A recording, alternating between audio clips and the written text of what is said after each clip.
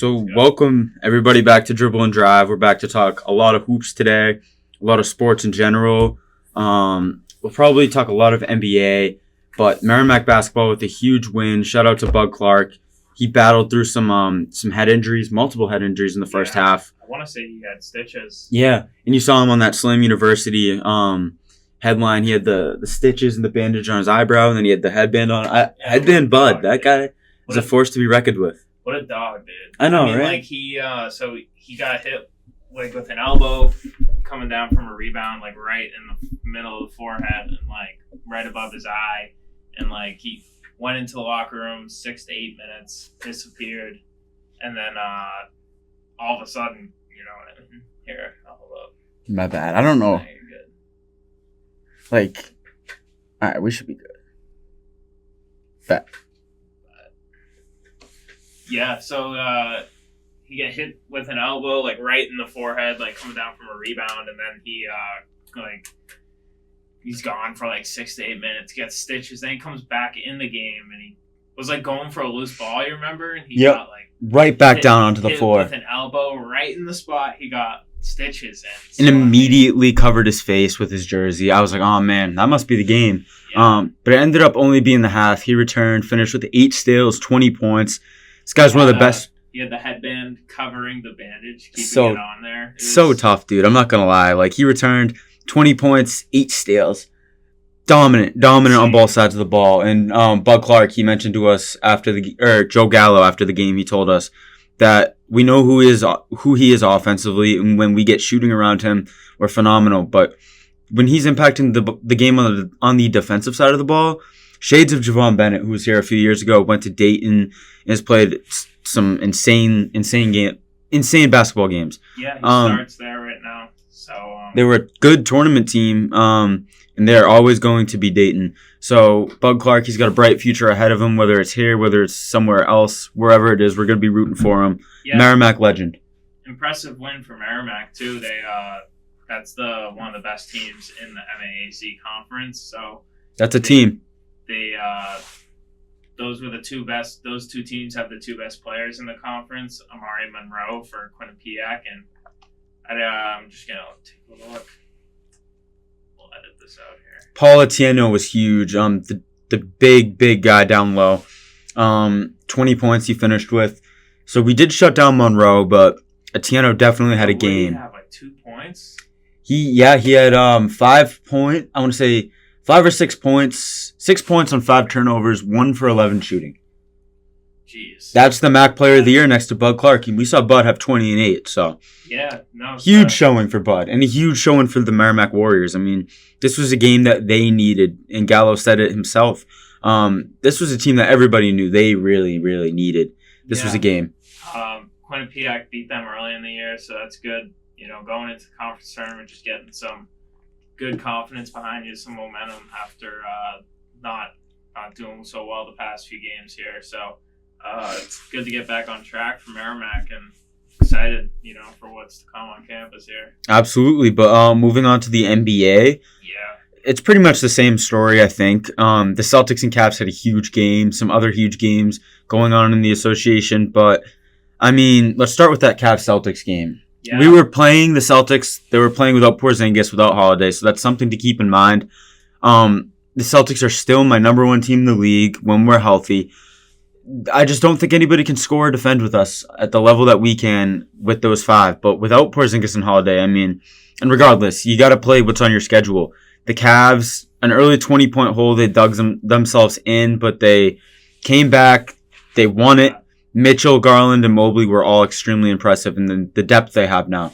I mean, that run to start the game for the Celtics, that 25 to 2 or 3, whatever it was, I mean, that was one of the all-time best runs I've ever seen. Yep. To start a game. It was like, oh, these are the Celtics and these are the Cavs. Nope. No. Nope. But, I mean, that was a run, dude. So, and yeah, I mean, Tatum and Brown, that was their as Celtics, their most combined points they've ever put up together. So, I mean, that's unbelievable. Those two put up their best performances together, and that still wasn't enough to beat this Cavs team. So, I mean, they really looks like they do need Porzingis. He's a game changer. and even Holiday. But I mean, Porzingis. Oh yeah, so I was talking about this the other day. I'm a little nervous about Holiday because Okay. I feel like he hasn't. I mean, he still knocks down the corner three, but like hasn't looked as like fast. He hasn't looked as sharp defensively. He's dealing with some of these injuries, and I just feel like he's not at the same level he was last year. And I mean, obviously he's still a good player, and I'm not trying to bash him. You know what I mean? I feel you. That's my one concern, that Derek White hasn't looked great at times. I mean, he's kind of fallen off compared to what he has been. I mean, the other night versus the Cavs, he played good and he's starting to get back on track. But yeah, I mean, Holiday shot 43% from three last season and 34% this year.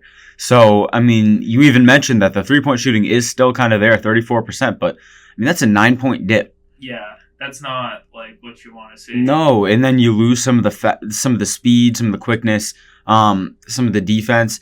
He's 34 years old, so it's expected a little bit, but this is a big drop off. He's a 10-point per game scorer at this point.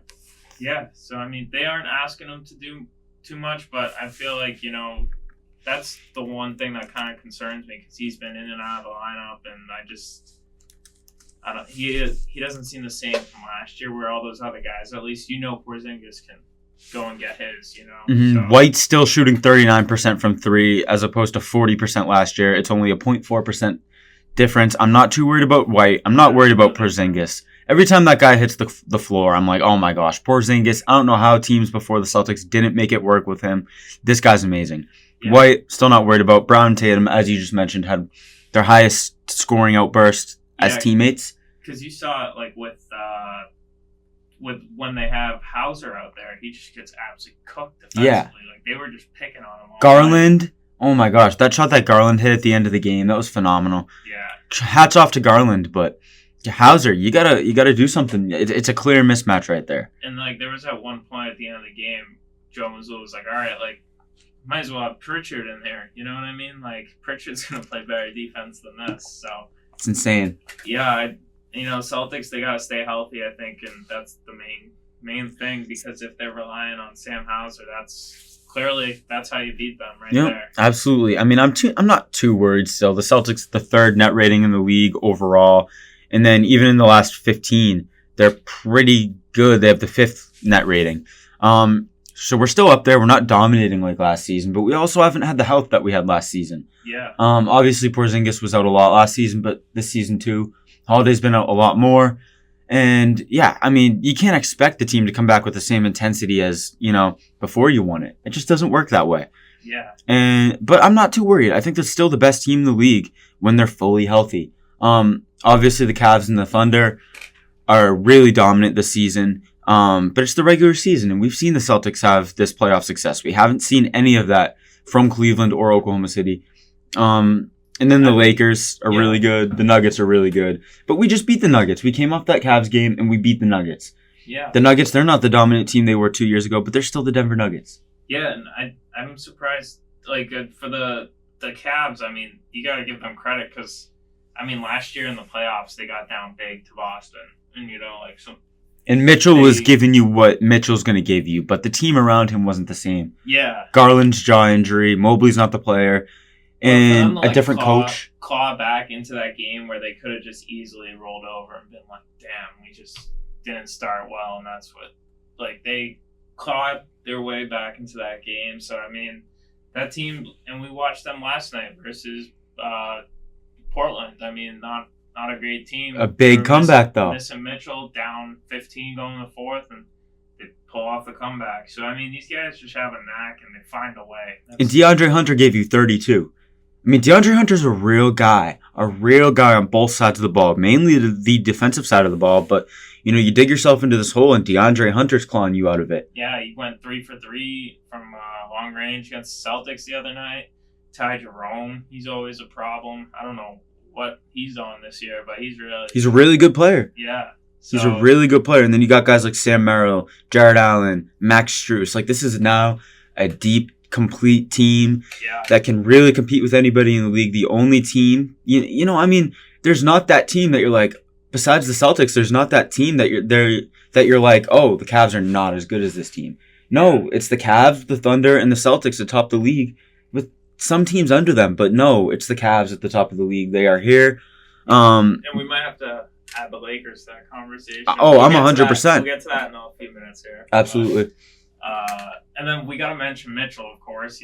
41 points. Guy's phenomenal. Guy's absolutely lights out. There's been no player who's averaged more points against the Celtics ever. More than Michael Jordan. More than all these dudes you can think of in history. Donovan Mitchell loves cooking the Celtics. He's got some sort of vendetta. You mentioned that he went to Brewster, so a local guy. Yeah. He oh my gosh, he posted on Instagram, he was like, man in the garden. Like, he clearly has some sort of vendetta out against the Celtics. Yeah. I don't know if... He's buddies with Jaylen Brown, too, so I don't know if he just loves sticking it to Jaylen every time. He probably does. Yeah. And maybe it stems a little bit from that Rookie of the Year campaign, the Ben Simmons, Donovan Mitchell, Jason Tatum thing. Mitchell and Tatum they came out of the same class, and ever since they've always been kind of compared to each other. Tatum's, been labeled as that all-around player, kind of on another level than Donovan Mitchell, but when they play, I mean, even in last year's playoff series, I think Mitchell was the best player in that series.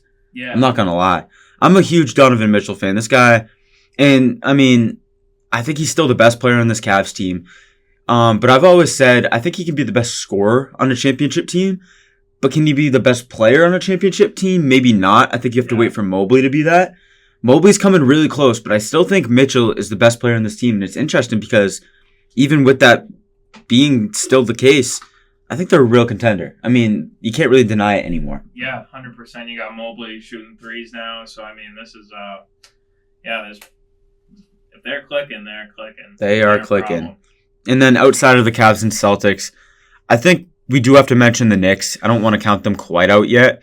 They just got Mitchell Robinson back. Okay. I mean, the five of Brunson, Bridges, Anunoby, Hart, Cat, with McBride, Robinson, Achua off the bench. And, you get some campaign minutes. You get some weird minutes outside of that 8 or 9. But, I don't know. A lot of people mention the depth as their downfall. I don't know if the depth is their downfall. I think it's just the defense and... when you're this offensive of a team and you rely this much on your offense, I love the 5, but I don't know if I like to rely on Karl Anthony Towns. I don't. And then past that, you expect, I wanted more out of Bridges and Anunoby.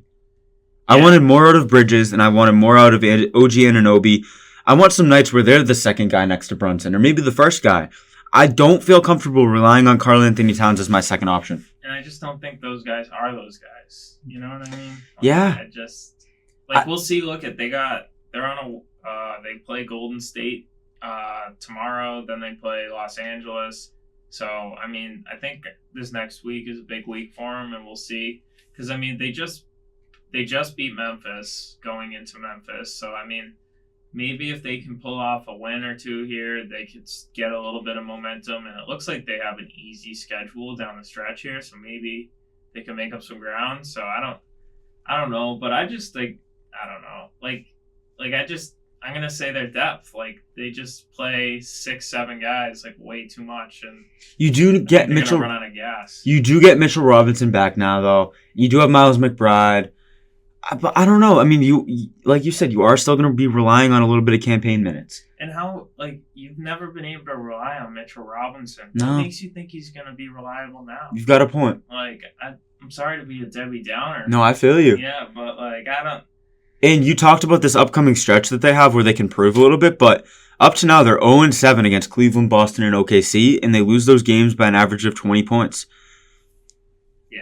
It's not a team that you feel comfortable with, but then I look at that 5 and I'm like, I don't know, if Boston or Cleveland get an injury, that's a good 5.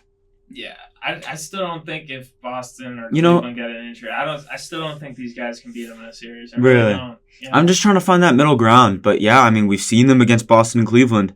They haven't looked good. Yeah, right now I would take the Pistons over them. Yeah, they're going to give them some trouble. Yeah. I don't know if I'd pick them. The line's probably going to be like minus 200 to 300 for the Knicks. And then the Pistons might. You don't think Durant and Isaiah Stewart would start giving the work down? No, I do. I think they're going to give them trouble. Yeah. I mean, they're probably going to be like plus 200 in the series. The Knicks are minus 300. Yeah. No, they would be underdogs. I wouldn't take it. Yeah. I wouldn't take it. Because I look at this Knicks team, and again, I like the 5. Overall, they're 4th in offensive rating and 6th in net rating, 19th in defensive rating. I don't expect a good defensive team, but that's what they prided themselves on last year. Like, you have, defensive team. Yeah, right? Now they aren't. Yeah, and like they got better defenders, so I don't know what happened. Like Bridges, Anunoby, and Hart on the wing, and you're in the 19th defense? Yeah. I don't know, and I mean, you'd expect Bridges and Anunoby started for finals teams. Right.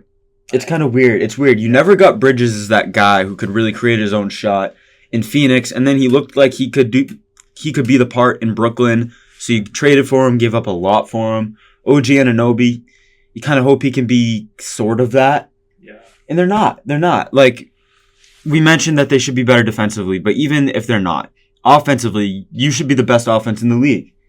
Yeah, or like top 10 for sure. And they are offensively, but I want more out of something, you know? They're not giving... Yeah, I just don't think you're going to go far with a small ball-dominant guard like that, you know? Yeah, and then... I just don't think it's the way the league... I agree. Like, maybe you'll get out of the first rounds. Like, I agree. And then you're like, oh, well, you have Cat. And I'm like, oh, you have Cat? Yeah. I know he gives you good stats. I know he's a talented, good player, but I don't want to rely on that dude at all. Like, I could see Brunson being like, oh, in a few years, they kind of talk about him like Dame a little bit. Like, oh, he's... he went to the conference finals one year, and that was it. Every other year, first, second year, see you later. Like, I kind of want to push back on that a little because I'm a huge Dame fan, and I think he had the Warriors, and he never had an actual good team, in my opinion. Like, I feel like Dame is a guy you need to pair up with Kevin Durant in their primes, and then they could win a finals. I really think that, but I mean, that is a lot to have, KD, but I don't know. But do you want to talk about anything more in the East? Maybe the Pistons a little bit? Yeah, the Pistons, 9-1 the last 10. Cade's, like, right now the runaway favorite for, like, most improved player of the year. And he's even, like, top 6 in that MVP conversation. Yeah, no, I mean, he, and huge signature win last week over the Celtics. Yup. Beat them by 20 points. That's the best team in the league, arguably, you're going up against. Yeah, and were they? Let's see if the Celtics were missing anyone.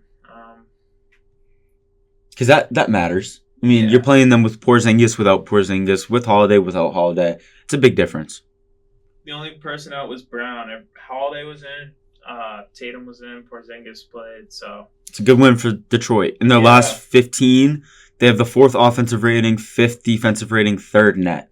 So they've been phenomenal in the last quarter of the season. Malik Beasley's been, like, awesome.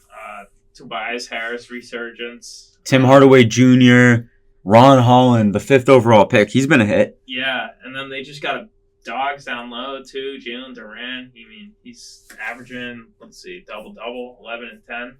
I still can't believe that dude fell to 13 in the 2022 draft. He's been one of the best centers out of that draft. He's a walking double-double with some of the best shooting like from the field in the league. He's 4th right now in field goal percentage at 70%. He gives you 3 assists a game. He's not a 3-point shooter, but that's the only thing wrong with him. Yeah, no, he's just... You don't need him to be that. Yeah, they just want him, and they kind of want to play like a bully ball down low. Absolutely. So they like being the bad boys. They kind of want to do that, so... I think right now this year they can win a series, maybe 2 if they match up right.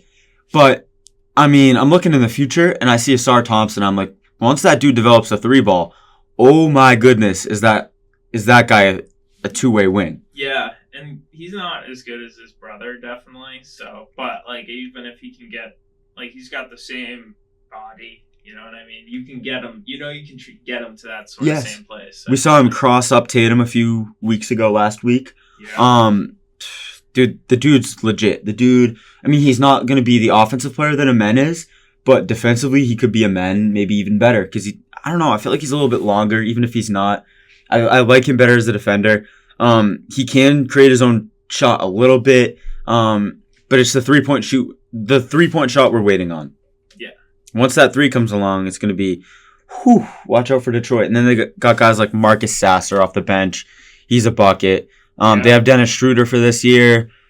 They have Paul Reed on their bench. Yeah, Schroeder's been playing a little bit too. Yeah, so I mean, I don't know. They're like a fun team, hot team right now, and I don't know.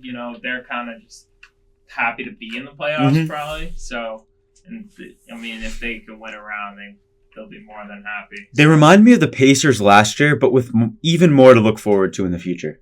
Yeah, I would say like Cade is definitely better than Halliburton. Oh, he's like just a way better version of him. Yeah, Cade reminds me, and I mean he's not this, but Cade reminds me of like a mix of Luka and Shea in the slightest bit, because it's just he plays a different type of basketball. Like he plays his own style of basketball. He's a phenomenal playmaker, a phenomenal scorer. He's got size. He slows it down. But then he can go quick. He plays at his own pace. It reminds me of Luka Doncic and Shea. Yeah. Like a mix of it. Yeah. The best of both worlds. Obviously, but like he's not probably more like muscular and stronger. That's why I'm like Luka. But then I see him get inside. I'm like, whoa, like Tatum a little bit. Like in a few years, I bet Cade Cunningham would start throwing down some sick dunks, like compared to like Shea, who right? Barely reach the rim. It's crazy. It's weird. So I really like him. Yeah, no, that's definitely something to watch. I mean, dude, he's like 25. We were talking about this last week, but 25 and 9, right? Like he's getting better and better. His assists improve every single year.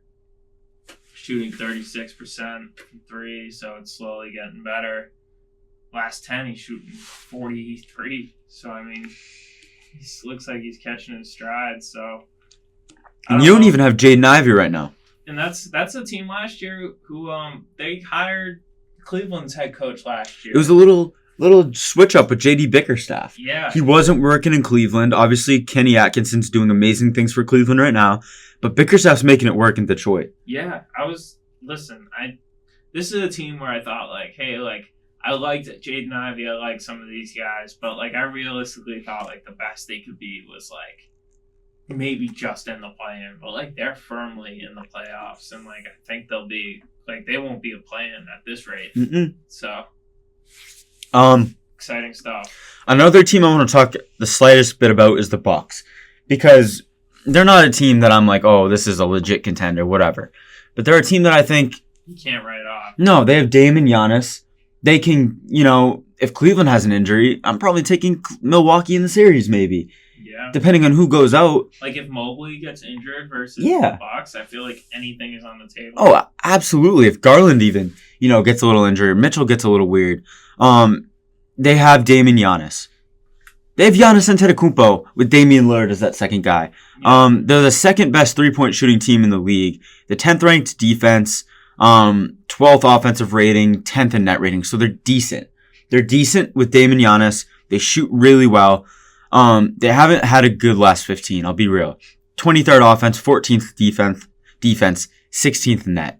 So they're not heating up. Okay, it's just a team that I'm wary of. Yeah, I'll push back though. Coming out of the All-Star break, they have gone 5-1, and so they haven't really played anyone like too good, but they did beat up on Dallas and they beat up on Denver. So I mean, they did beat Denver. Yeah, like they beat up on them both by double digits. So I don't know. This is a team you always got to keep your eye out for.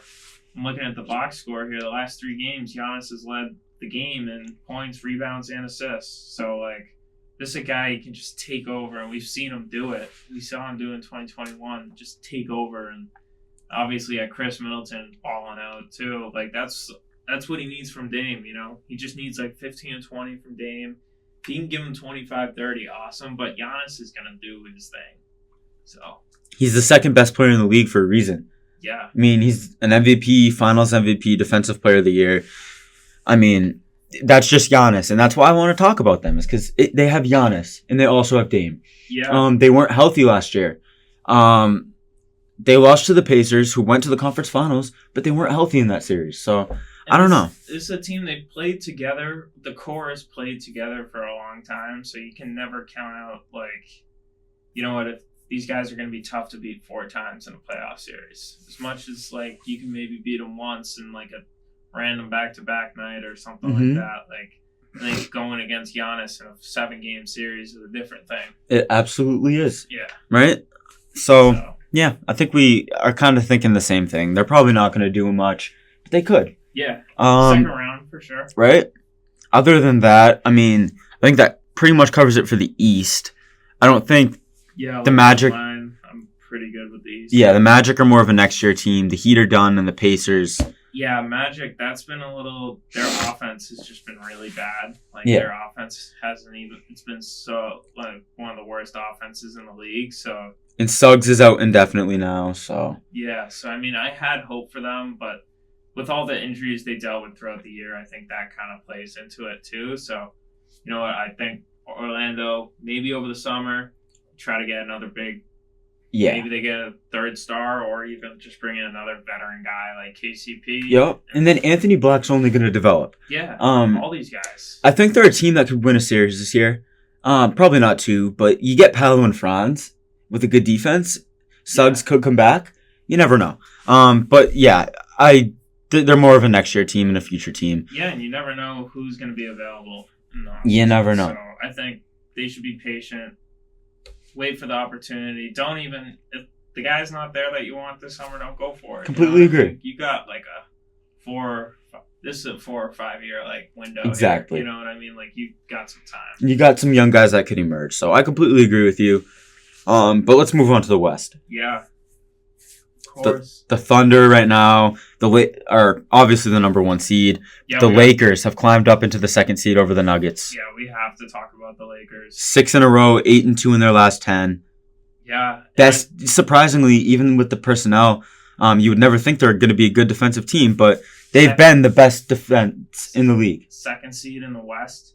So think about it. They were, I don't know how many games back they were, but I'm looking at all these teams here, and they've all dropped games coming out of the All-Star break. Denver, they dropped one to Milwaukee.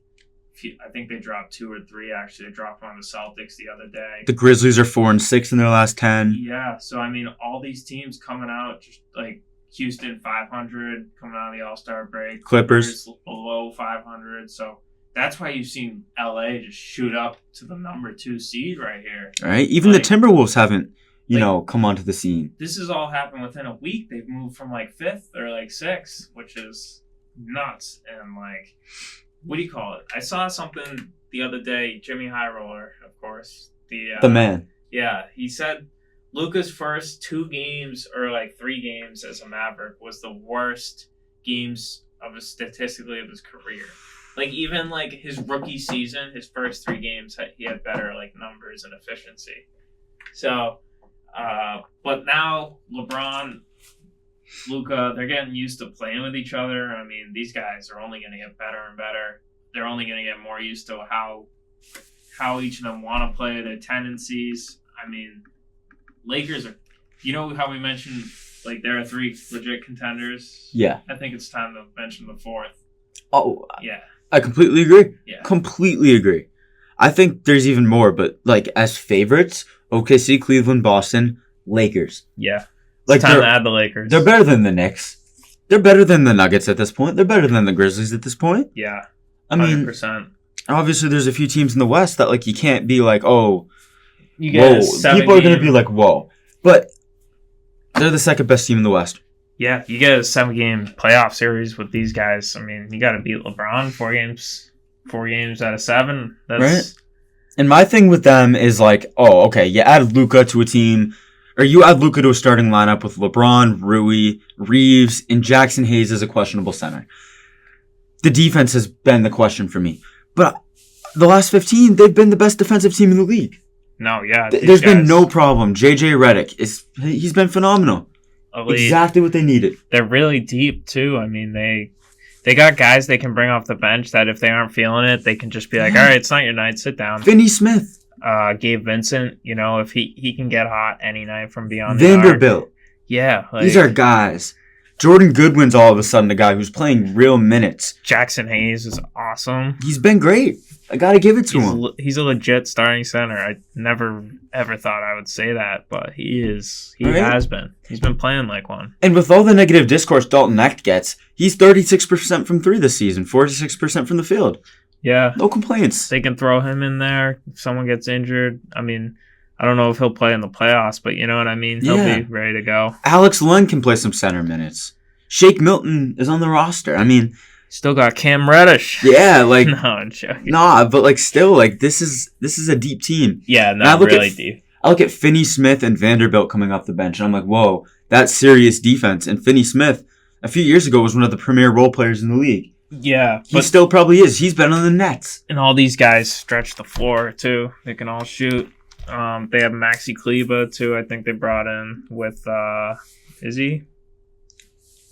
Oh. They did. They brought Maxi Kleber in that trade. I don't see him on the lineup. I thought even Dwight Powell may have been moved in there. Maybe they moved him again. But, maybe. I mean, if they do have him, that's another big that can go in small ball center. You know what I mean? That can shoot. So absolutely. And he's played with Luka for years.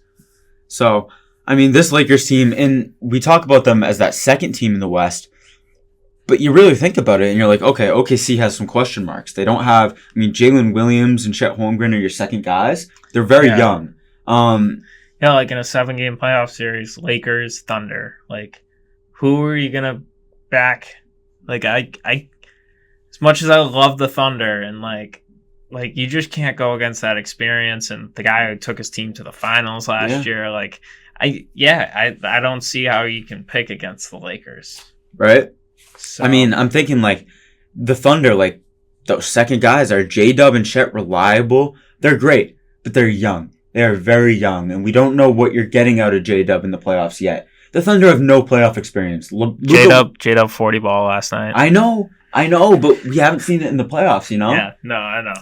I was texting somebody earlier yesterday. We were talking about this like same thing, and they were like, I don't know if J-Dub, I feel like he's overrated, and I'm like, nah, I like J-Dub. J-Dub's good. And then that 40-point game happened. So, look, it kind of, sometimes those don't work out in my favor, but it worked out in my favor that day. I love J-Dub. I love the dude. But in a playoff series, like when you get deep into the playoffs, Shea, they're going to double him. He may end up in foul trouble. You need something from a second guy. Chet Holmgren, he's been banged up throughout his career. You're not expecting that yet. Yeah. And he's not the guy you kind of give and go get a bucket. No. Like J-Dub has to shoot be it if he's open. Exactly. J-Dub has to be that second guy. And, come playoff time, I don't know if that's the guy I want doing it. LeBron and Luka on the other side? Which, like, I'm not saying he can't become that guy. No. Because it's, what is his, third year in the league? His third year. He came into the league with Chet. He's 25, so he's still really young. So, but yeah, like, just taking experience and looking at it on paper, you can't go against LeBron James and the guy Luka Doncic took his team to the finals last year. I'm sorry. If you're a Thunder fan, like, you have to like understand that. I feel like too, like you have to. Yeah, like you can't be like, nah, we're better than them. Like you could be like, yeah, let's see what we can do here. Let's see if we can make some noise. Let's give them a battle. But yeah, I just don't. You know what I mean? So, and then let's move on to another one. Golden State. Yeah. They are working their way up here. They, since trading for Jimmy Buckets. Yo, just give me 1 second. Sorry. All right, we're good. I bet. So, yeah, the Warriors. Yeah. I mean, you know how I feel about this team. I'm very high on this Warriors team. Because Jimmy Butler in 2023 was bringing teams that didn't belong in the finals to the finals. He was doing it in 2020, 2023. That's less than 2 years ago. Steph Curry, I mean, people have been like, oh, I don't know if he's that guy that we saw in 2022. He had 56 the other night. Yeah, versus Orlando. That was a nutty performance. In a series against, I don't know, the Thunder are tough, but in a series against the Grizzlies, teams like that, I'm probably going to take the Warriors. Yeah, no, this is a trade I didn't really love at first, but then the more and more I thought about it, and the more and more I just sit here, I'm like, yeah, like Jimmy Butler, he carried that Heat team to the finals twice. Less than 2 years ago. Yeah, and then Steph Curry carried, a really lacking Warriors team to the finals and beat the Celtics to a championship. Yeah, so the more and more you think about this, you pair these two guys up. That was two of the past 3 seasons. They might get blown out in a game or two, but like these guys are gonna battle, and I feel like in a series, like you don't want to see these guys. No, you want to see Curry and Jimmy Butler in a series with Draymond Green in that lineup. Yeah, and then you got shooters like Buddy Hield. You got Kuminga, Moody. What I was about to say, like Buddy Hield, Pachevsky, Moody, Looney. I don't know. I mean, what do you think they roll out for a starting 5 in the playoffs? Is it it's Curry and Butler? Of course. It's Green, either at the 4 or 5. And then you fill out those next 5 or 6 guys with Jonathan Kuminga, Moses Moody, Brandon Pachevsky, Kevon Looney. Is Kuminga injured, or has he just been? He's been in and out, but he's going to be there. Okay. Like Kuminga's a guy who, I mean, he's averaging 17 points on the season, shooting 35% from 3. It could be a lot worse. I really like what they have because they can go small. They can go small or big. They can go Curry, Hield, Butler, Green, and then Jackson Davis. Or they can, go Curry, Hield, Butler, Kuminga, Draymond. And, Hield and Pachevsky can switch out depending on what Kerr wants out there. Yeah. But then you have either one of those coming off the bench. You have Moses Moody, Gary Payton, Kevon Looney, Quinton Post, who people don't talk about Quinton Post a lot, but, I mean, he's the big that can shoot. Kyle Anderson. I mean, I don't know why, but every time I feel like my team plays Kyle Anderson, he just cooks. The shots go down. Yeah, for with some that reason. weird form. And you're like, why can't we stop this guy? Right? So, like this Warriors team with Curry and Butler and some good shooting and some good defense around him. I mean, Jimmy Butler, I don't care what he gave you when he played for the Heat this year. He was tanking his value. He didn't care. He didn't want to be in Miami. He needed to be traded, and it worked for him. Yeah. He ended up with Steph Curry. So I'm sorry. I get they're old. These are the last 2 guys I'm counting out. Yeah. These guys get me excited. The Warriors are like you look at the West. The Thunder and the Lakers are like the 1-2 right now, and then the Nuggets, you got to respect. But then it's the Warriors and Grizzlies in that 4 and 5 spot. Yeah, Golden State, they're tied, right?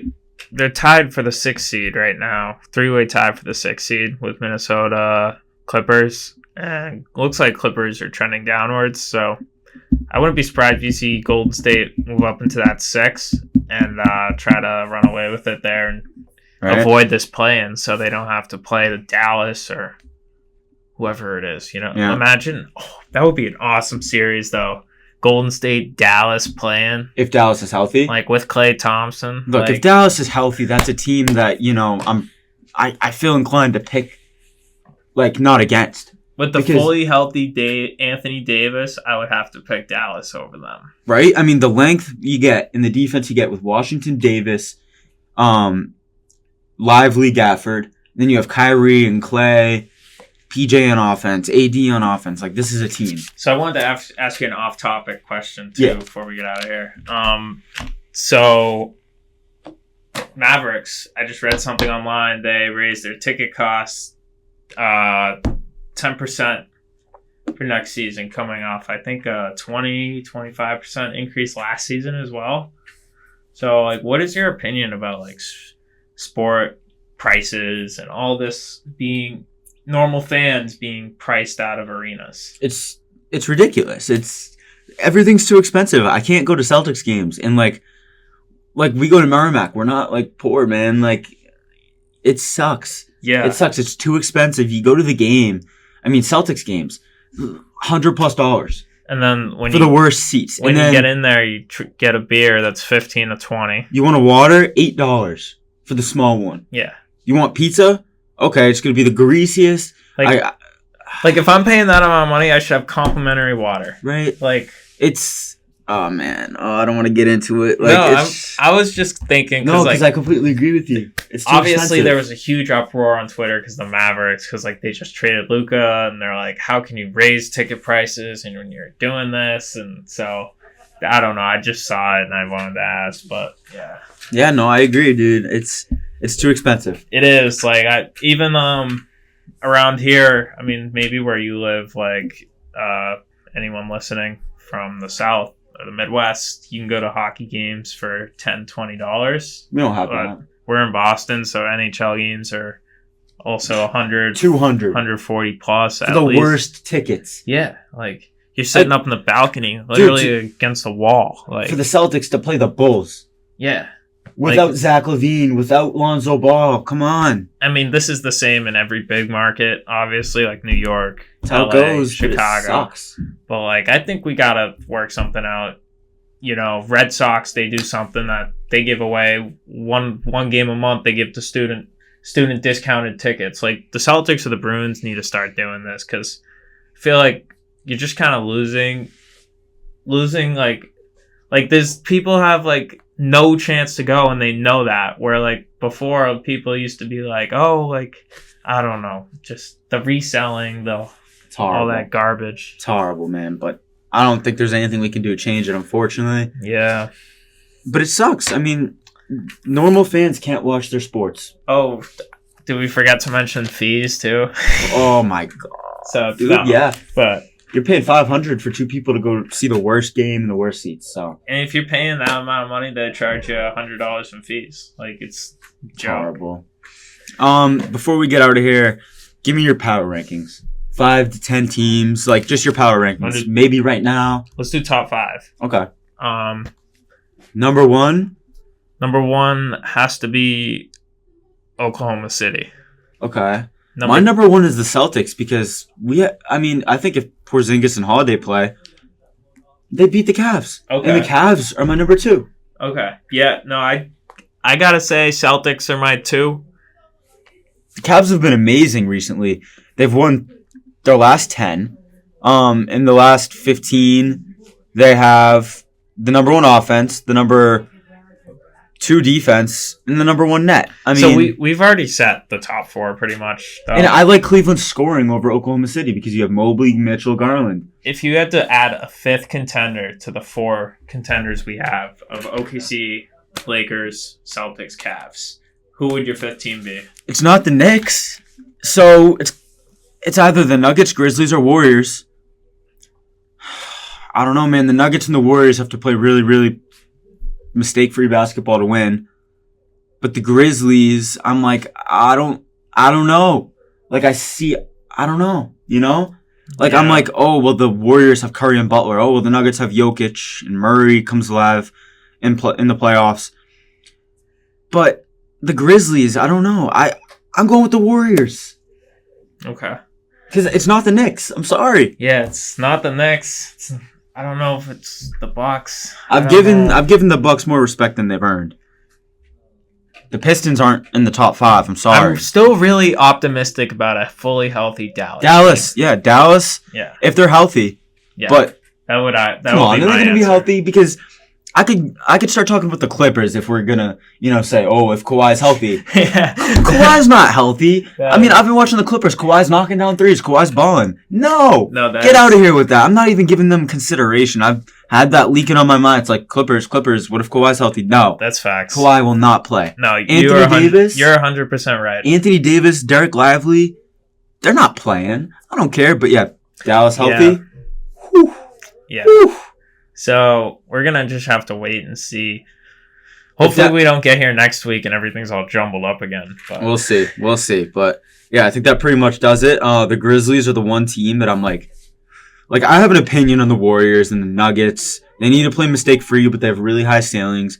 The Wolves, if I was the coach, I think so. But I don't know what they're doing. The Mavs, if they're fully healthy, they're not. I don't know. 100%. But yeah, I think that pretty much does it. We got big college hoops coming next week. That's going to be big college. It's going to be exciting. March Madness comes around. It's going to steal the spotlight from the NBA for a bit, but yeah, we didn't want to touch on it too much this week because we know we're going to talk about it next week. So shout out Budd Clark, of course. What a beast. And Joey G. Yep. So, all right. Peace out, everybody. Have a good one.